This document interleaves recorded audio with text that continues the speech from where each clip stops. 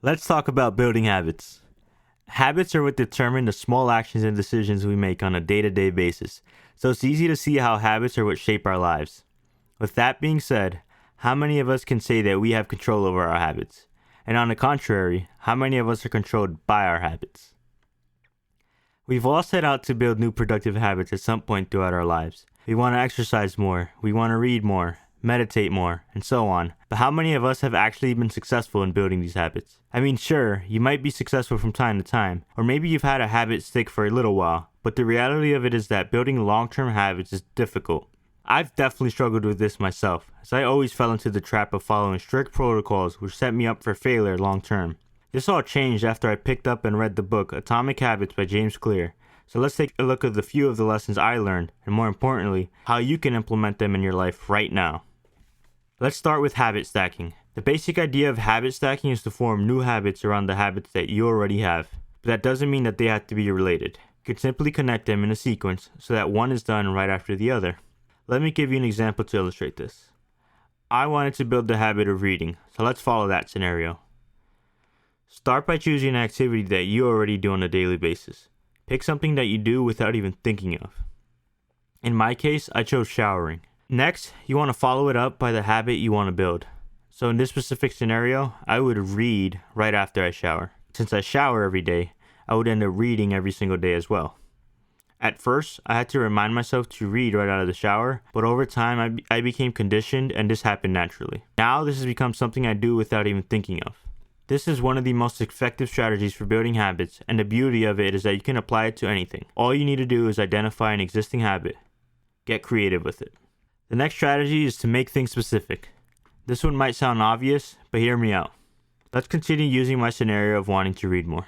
I started with the goal, I want to read more, but I proceeded with some follow-up questions. What kind of books will I be reading? When do I want to read? How often do I want to read? And for how long? Using questions like this helps you narrow down your focus and gets you to set far more specific goals for your budding habit. I want to read more becomes, I want to read personal development books for 15 minutes every day right after I shower. See the difference? Focusing on these smaller details will make you far more likely to adhere to the habit because you're giving yourself clearer guidelines and setting yourself up for long-term success. For the third strategy, we're going to narrate our actions out loud. This one might sound a little odd, but it can be extremely valuable, especially in breaking a bad habit. Let's say that you want to cut down on eating junk food. When you're about to eat something you shouldn't, say it out loud. Call yourself out. I'm about to eat this junk food. You don't necessarily need to judge it, just say it, and you'll likely realize that you're doing something you shouldn't be, and quickly correct the behavior. This is a fast way to kill bad habits, but you can also utilize it to build good habits if you're creative with it. Give it a shot. And now for my favorite strategy, make it easy. What does this mean? Instead of setting this extremely high goal, we're going to start at the bare minimum. Yes, we want to reach these great accomplishments, but we need to start low and build up to them. Here's an example. Instead of aiming to read a book a day, I opted to read just 10 pages a day. Reading a book a day is such a daunting task, and I would likely have skipped it if this was my goal. The harder you make your habit, the more likely you are to skip it entirely. Make it so easy that it'll be practically impossible to skip. Read just 1 page a day. Do just 1 push-up a day. You get the point. Do the bare minimum, and over time you'll feel inclined to do more, and before you know it, you have a new habit. These are just 4 of the key lessons that stood out to me from the book, but this video isn't a comprehensive overview of it. The book contains so many other gems, and it would take a very long time for me to cover all of them in depth, so I highly recommend you pick up a copy of the book for yourself. It's definitely changed the way I live my life, and I promise you'll find value in it too.